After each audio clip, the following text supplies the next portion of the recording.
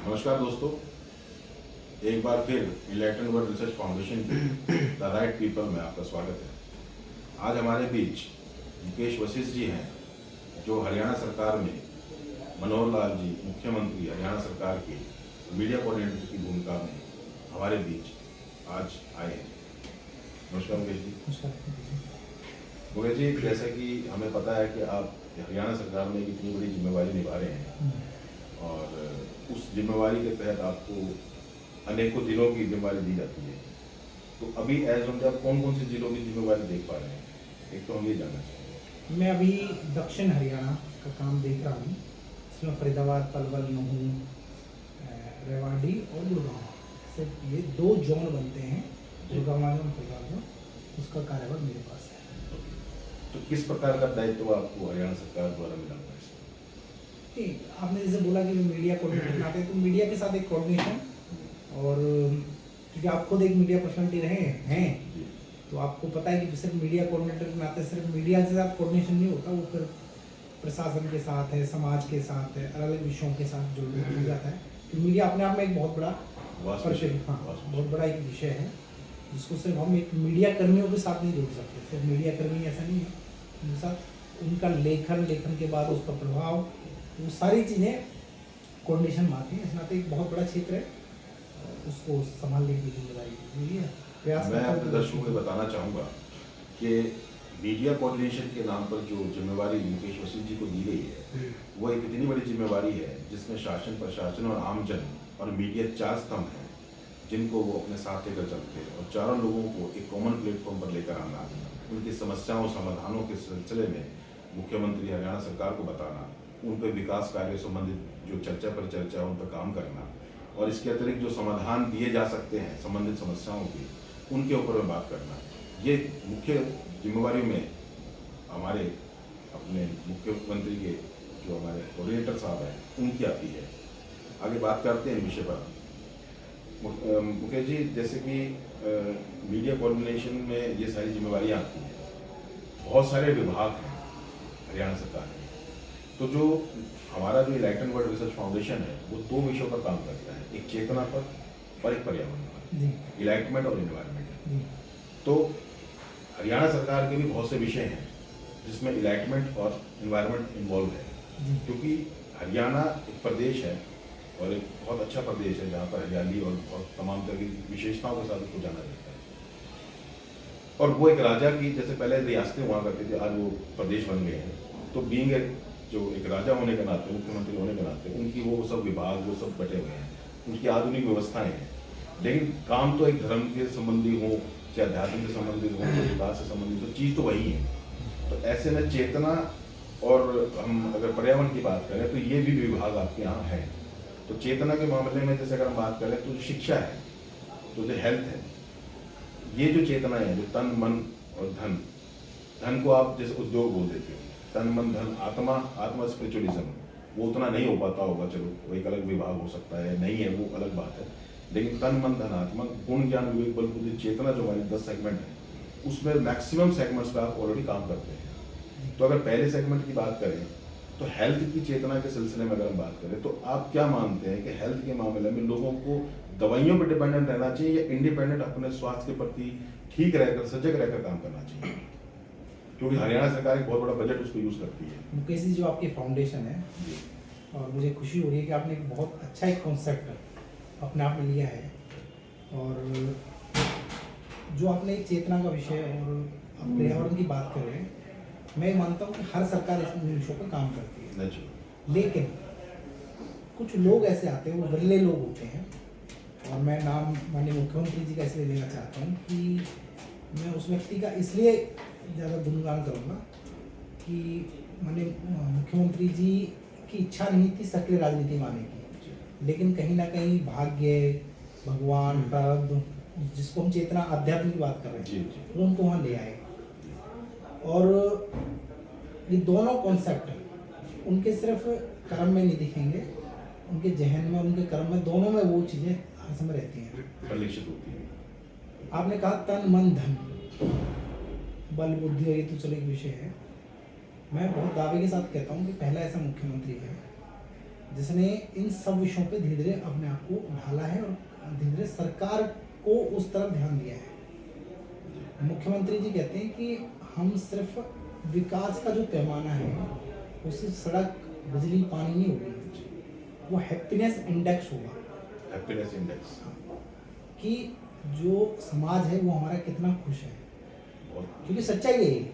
देखिए विकास तो सब अमेरिका में पूरा विकास हुआ, जापान और देशों में, विकसित देशों में हुआ, लेकिन सच्चाई ये है कि वो हैप्पीनेस नहीं, हैप्पी नहीं है, वो अपने जीवन में खुश नहीं है।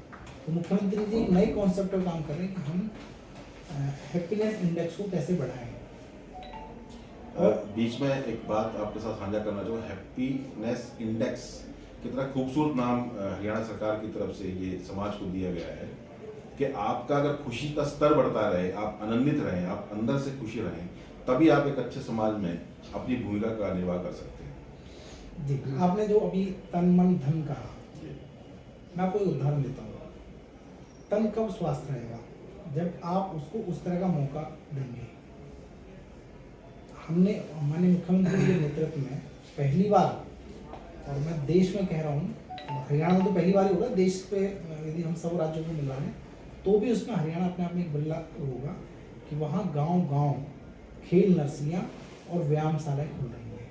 खेल नर्सरी व्यायामशाला लगभग 1100 व्यायामशालाएं हम गांव-गांव खोल चुके हैं, जहाँ रोज सुबह बुजुर्ग आते हैं, युवा आते हैं, दौड़ लगाते हैं, भागते दौड़ते हैं, व्यायाम करते हैं और अपने आप को स्वस्थ, क्योंकि देखिए आप भी जानते हो कि स्वस्थ तन होगा तो मन भी ठीक ठाक हो जाएगा, ठीक है। और ये सब चीज़ें एक दूसरे से जुड़ी हुई हैं। तन ठीक रहेगा तो मन ठीक रहेगा, मन ठीक रहेगा तो क्राइम नहीं होगा, ये सच्चाई है। ये सब एक दूसरे, जो आप चेतन की बात कर रहे हो, चेतना की आप बात कर रहे हो, कि हर व्यक्ति यदि जो अपराधी होता है वो क्यों अपराध करता है? क्योंकि उसको उतनी चेतना नहीं होती वो इसका क्या असर होने वाला है, आगे समाज में क्या होने वाला है। हम सब उस चेतना को जागृत कर रहे हैं। आपने कहा मन की बात, मन कब खुश होगा? जब जो मन की बात के ऊपर तो प्रधानमंत्री जी ने बड़ा लंबे से बात करी। वो ये सच्चाई है कि माननीय प्रधानमंत्री जी निश्चित रूप से लोगों के एक्सपीरियंस इकट्ठा करके, उनकी टीम इकट्ठा करके फिर वो अपने मन के अनुसार उस विषय को रखते हैं। ये अपने आप में अद्वितीय और पूरे संसार में हम सबके लिए प्रेरणा स्रोत है। और इसलिए देखिए इतने साल हो गए और हम सब बहुत शौक से मन की बात सुनते हैं। सबको लगता है कि नई बात क्या आने वाली है उनके मन से। तो जो आप मन की बात कह रहे हैं, तो मन को कैसे स्वस्थ रखा जाए? और मन को कैसे स्वस्थ होगा?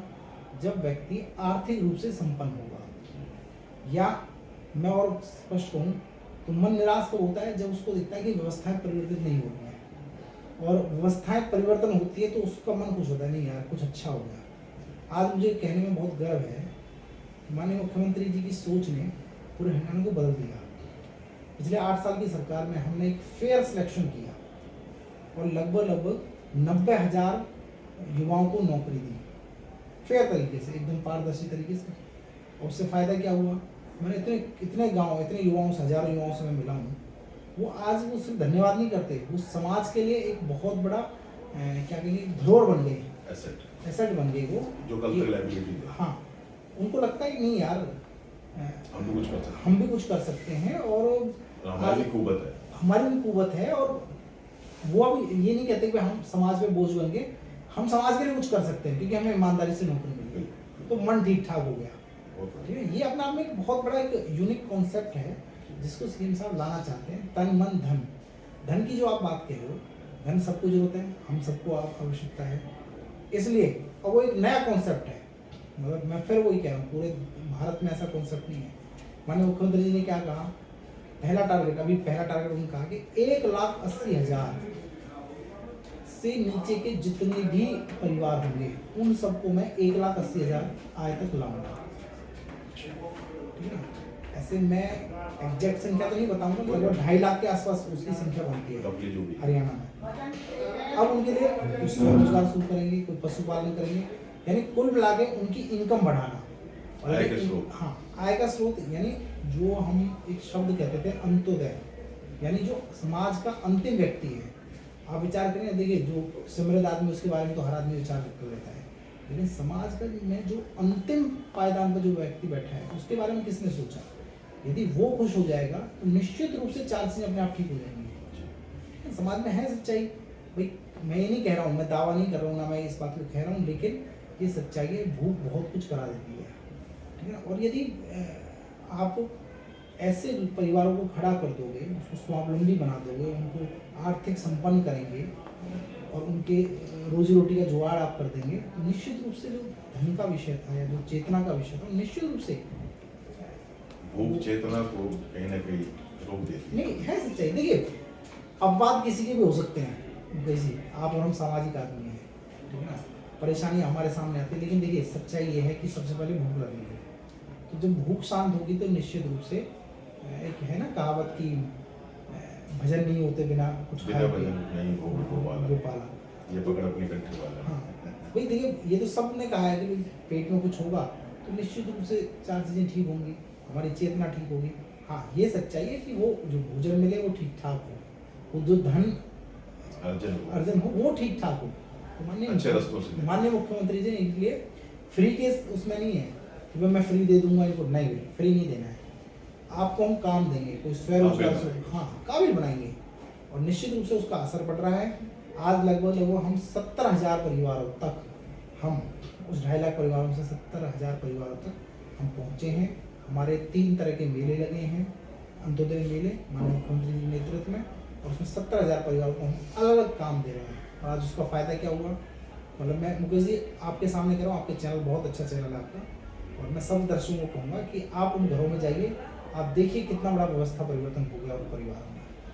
तो निश्चित रूप से माननीय मुख्यमंत्री के नेतृत्व में समाज चेतन हो रहा है और समाज में नई जागृति आ रही है। समाज चेतन हो रहा है, क्या बात है। ये अपना देखिए दर्शकों के लिए मैं बड़ा जोश के साथ एक बात कहना चाहूँगा।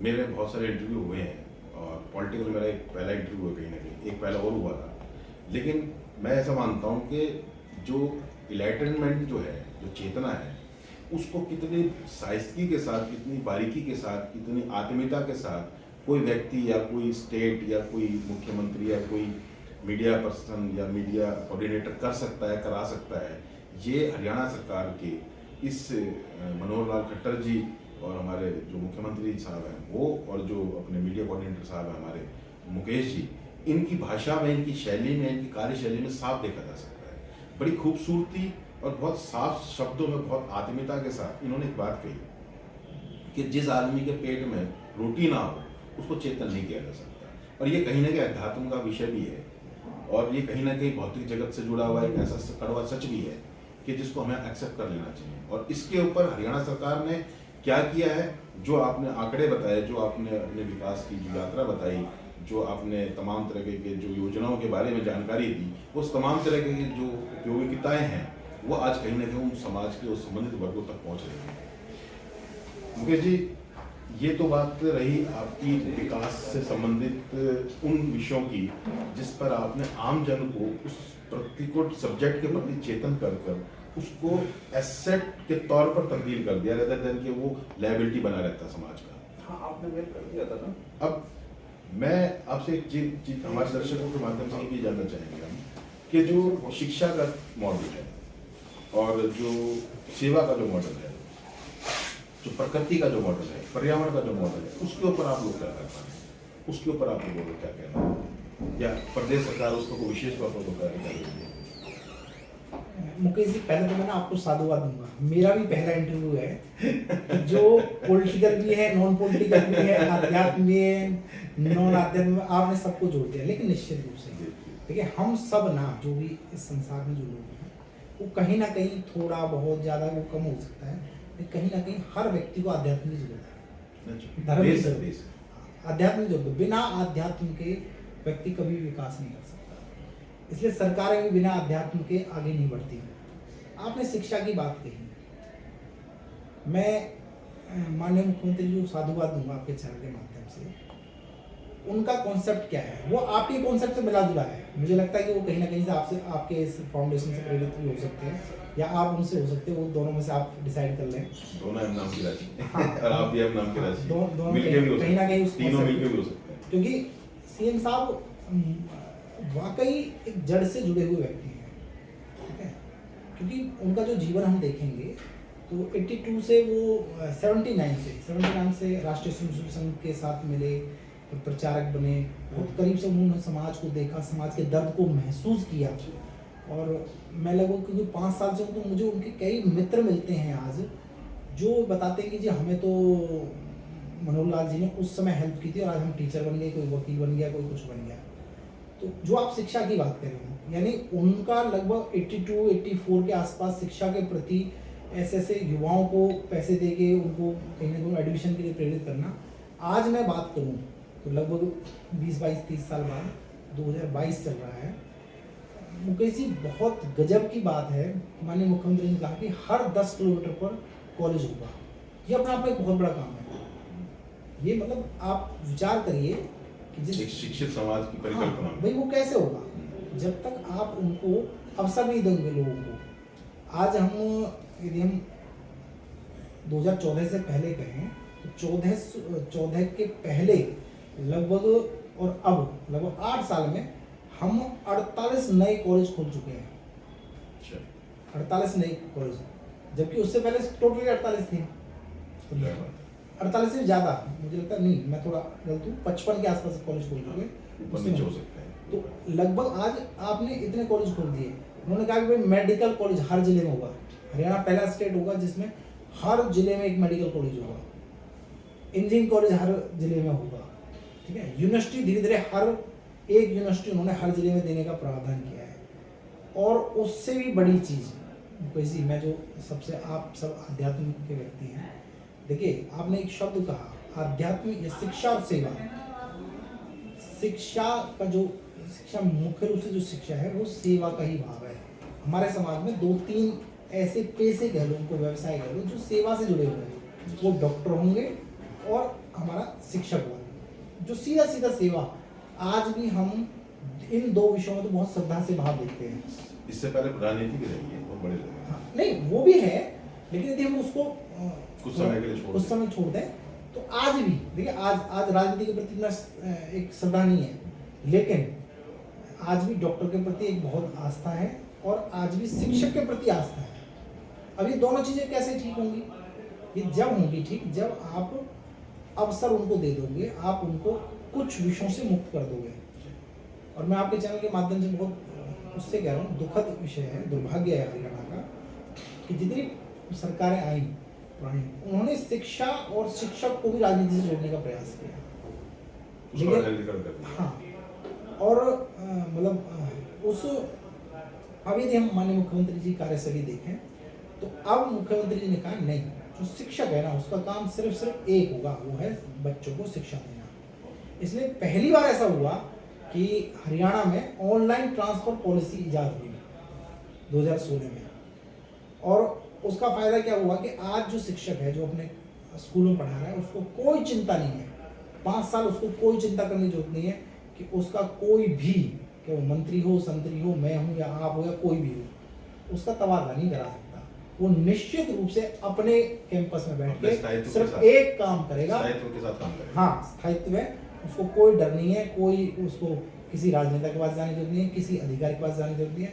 5 साल एक कैंपस की सेवा करेगा। ये माननीय मुख्यमंत्री जी ने बहुत यूनिक काम किया है। और इसी के साथ साथ हम बहुत बड़े अवसर धीरे धीरे, जो नए बच्चे आ रहे हैं, नए टीचर आ रहे हैं, उनको हम दे रहे हैं। लगभग 10,000 के आसपास हमने टीचरों की भर्ती की।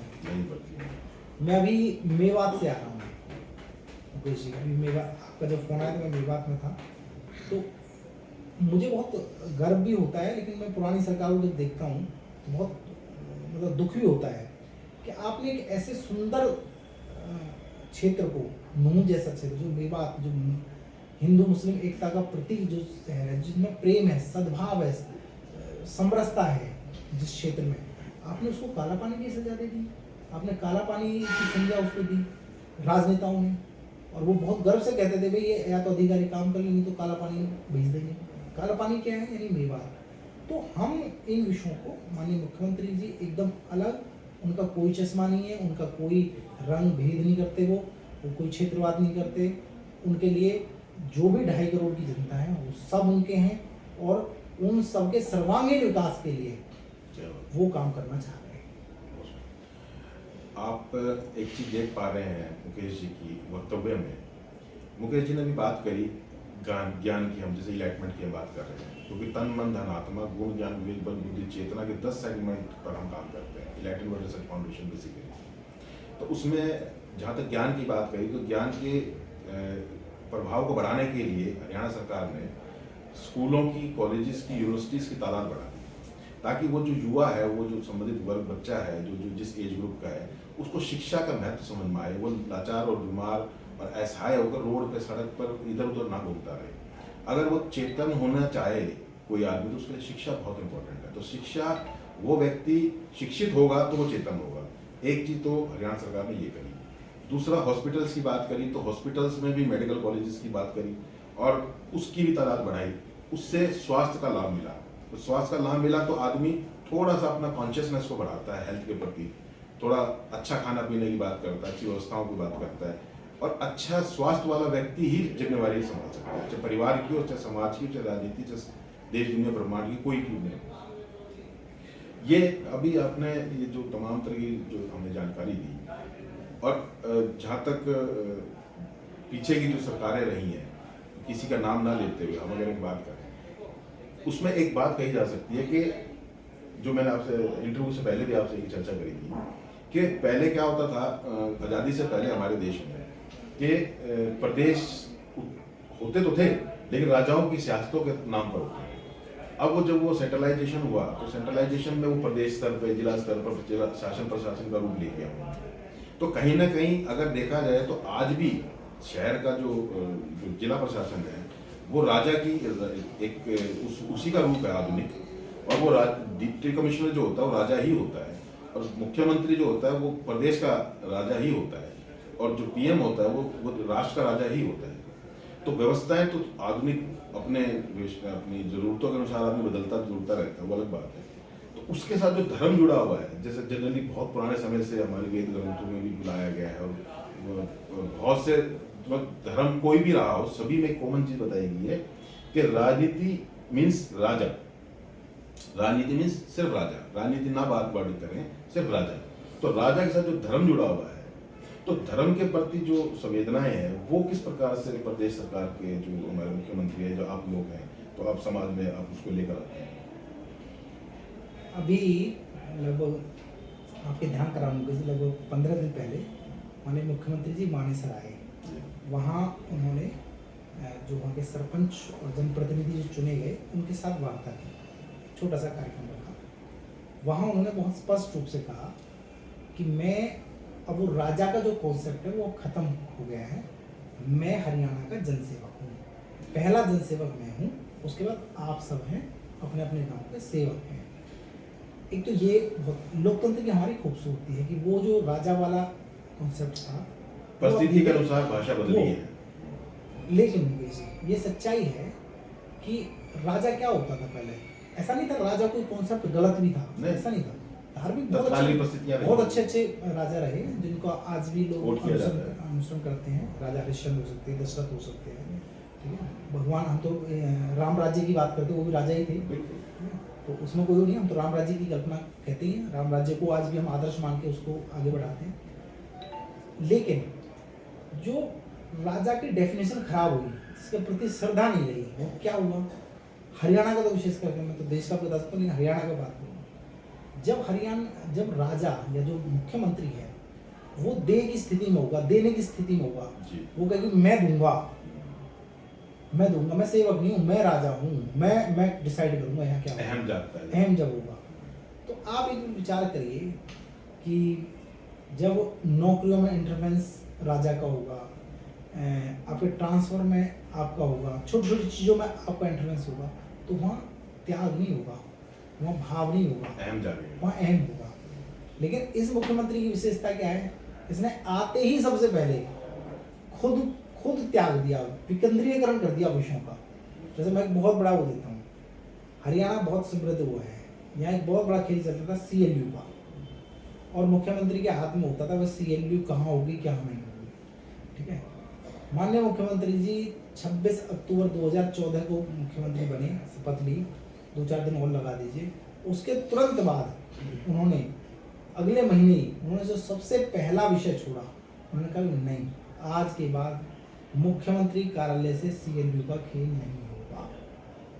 ये जो त्याग है ये अपने आप में अपने आप को अद्भुत करता है, ये अलग अलग दिखाता है, ऐसा शैली बिल्कुल को है। डिफरेंस करता और है। मैंने आपको कहा ना कि ये हम सबका भी सौभाग्य है, हरियाणा के लिए भी एक गौरवान्वित विषय है कि हरियाणा जिस समय अपना स्वर्ण जयंती वर्ष मना रहा था उससे लगभग 700 दिन पहले एक ऐसे व्यक्ति का राजनीति में प्रादुर्भाव हुआ जिसका नाम मनोहर लाल था, जिसको सक्रिय राजनीति से कोई इच्छा नहीं थी, जिसकी कोई इच्छा नहीं थी कि मैं मुख्यमंत्री बनूंगा। उनको आकलन ही नहीं था और लोगों को भी आकलन नहीं था, लेकिन धीरे धीरे वो विषय आया और हम जिस वो जिम्मेदारी दी गई। तो ऐसे संत, ऐसे विरले, निर्मोही भी कह सकते हैं इसमें, मतलब जो सबके हैं एक के नहीं है ना, जो सबके होते हैं वो एक के नहीं होते, व्यक्तिगत मोह नहीं। व्यक्तिगत मोह नहीं है, जिनको सबसे मोह है तो फिर 2.5 करोड़ जो हर समय 24 घंटे एक ही चिंतन रखते हैं कि नहीं मैं अपने इन लोगों के लिए क्या कर सकता हूँ। सर्वजन हिताय सर्वजन सुखाय। ये जो आपने वाक्य कहा, ये यदि किसी पर चरितार्थ होता है तो वो माननीय मुख्यमंत्री श्री मनोहर लाल जी हैं। दोस्तों मैं आपको एक चीज़ और बता दूं कि हाल ही में बीते 2-4 दिन पहले ही गीता जयंती महोत्सव पूरे प्रदेश में मनाया गया और 3 दिन का वो इवेंट रहा और हमेशा मेरे ख्याल तकरीबन जब से सरकार आई तभी से बनाई गई हो। जी, गीता जयंती धर्म के प्रति सिर्फ आस्था को बढ़ाने का ही विषय है। गीता के अंदर जो भी विषय वस्तु दी गई है, जो हमारे को पाठ्य सामग्री दी गई है या जो सिद्धांत दिए गए, नैतिक सिद्धांत दिए गए, आध्यात्मिक सिद्धांत दिए गए या भौतिक जो भी है, उनको लोगों तक पहुंचाना, उनको आत्मसात कराने के लिए लोगों को मंथन और चिंतन करने का एक संकल्प और एक विकल्प देना गीता जयंती महोत्सव का हरियाणा सरकार का एक प्रयास रहता है।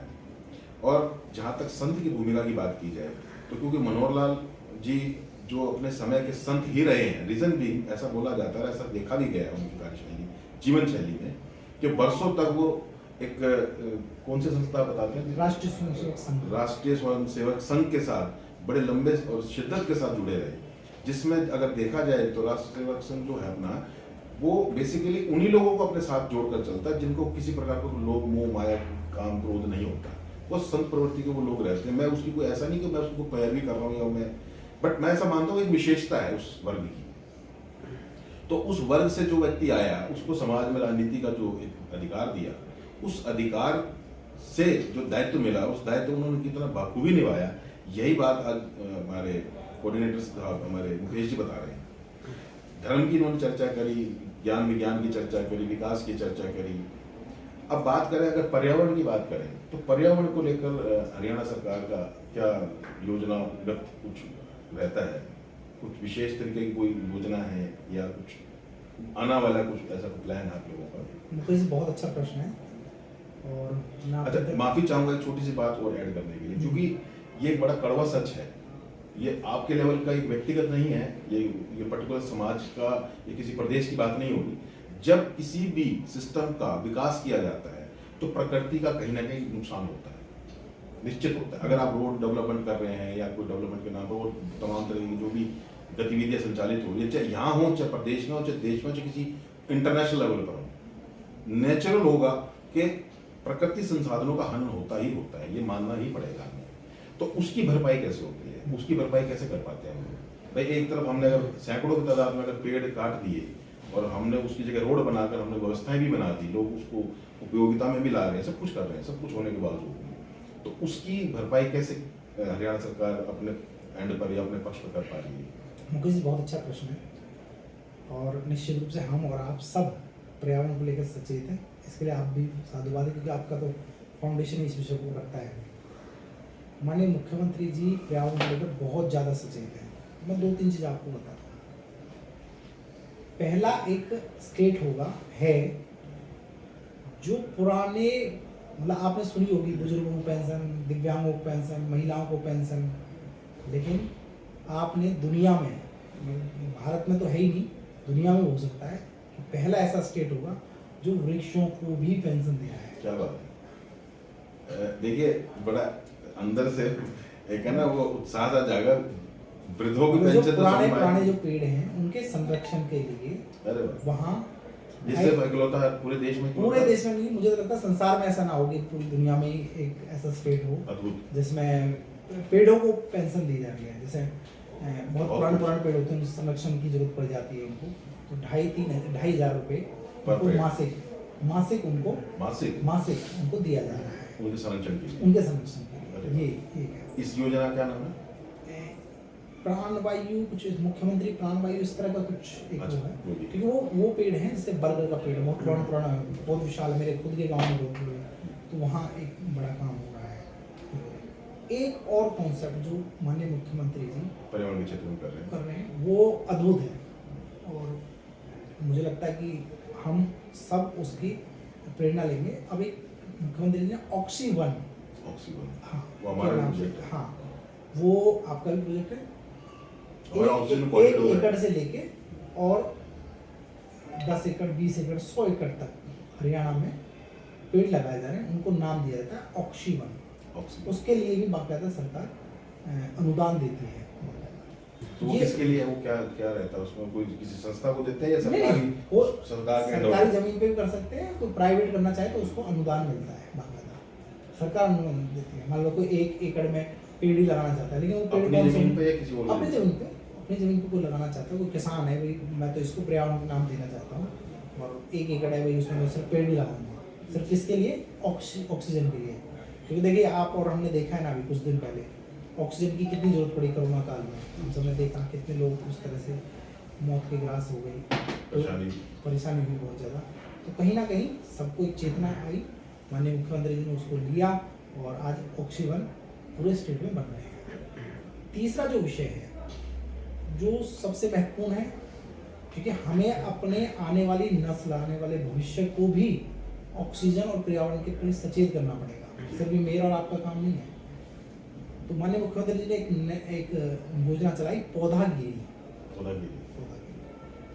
अभी मैं एग्जैक्ट आंकड़ा नहीं दे पाऊंगा कि इस बार पौधागिरी में कितने हुए, लेकिन मुझे एग्जैक्ट 2 करोड़ के आसपास मुझे लगता है राहगिरी के पैटर्न पे। हाँ, और उसमें है क्या, उसमें जो बच्चा है, जो स्कूली बच्चे को उसमें जोड़ा गया है, उस बच्चे को 50 रुपये पौधा संरक्षण का दिया जाता है। अच्छा। हाँ, वो सेल्फी लेके अपना उस पौधे का संरक्षण करेगा। अलग अलग वो 50 रुपये इसलिए नहीं कि वो जेब में रखेगा, वो कभी खाद है उसके लिए, प्रोत्साहन है उसका। हाँ उसको प्रोत्साहन है, और उसको बाकायदा ऐसे पौधागिरी उन बच्चों के हाथ से वो कराई जा रही है। क्योंकि देखिए ये सच्चाई है, आने वाले भविष्य को हमें बताना पड़ेगा कि पर्यावरण कितनी जरूरी है। तो ये एक पर्यावरण से जुड़ा हुआ एक मामला और मैं आपको बहुत अच्छा बताता हूँ कि भारत में पहला ऐसा स्टेट है जिसमें हमने बहुत तरह की अथॉरिटी सुनी होंगी, आप डेवलपमेंट की बात कर रहे हैं, रोज एक नई डेवलपमेंट के लिए हो जाती है, लेकिन हरियाणा सरकार में पहली बार एक अथॉरिटी बनी, वो बनी पॉन्ड अथॉरिटी, तालाब। अच्छा। तालाब पॉन्ड अथॉरिटी। आज हरियाणा में लगभग 18,000 के आसपास मुझे ऐसा लगता है, जो एग्जैक्ट संख्या होनी चाहिए, थोड़े ऊपर नीचे हो सकती है, ऐसे तालाब हैं, लेकिन पुरानी सरकारों को भी ध्यान नहीं दिया, उनको उसका महत्व ही नहीं पता था कि तालाब कितना महत्वपूर्ण होता है। रियल में तो हमें पता था, लेकिन सरकार को नहीं पता था, क्योंकि वो कहते हैं ना उनको चेतना ही नहीं दी, चेतना विषय की चेतना नहीं थी, तालाब कितना हुआ है। जबकि हमारी हिंदू संस्कृति में, कोई भी संस्कृति जिस भी जिस समुदाय में रहते हैं, वो जल को प्रणाम करते हैं। हम सब गाँव से हैं, शहर से भी होंगे, तो भी हम सब जानते हैं कि लोग पहले यदि कोई पानी ऐसे खुला होता था तो लोग पाप मानते थे उसको, लेकिन पुरानी सरकार ने कभी सोचा ही नहीं कि भाई समाज में ये जागरण भी होना चाहिए।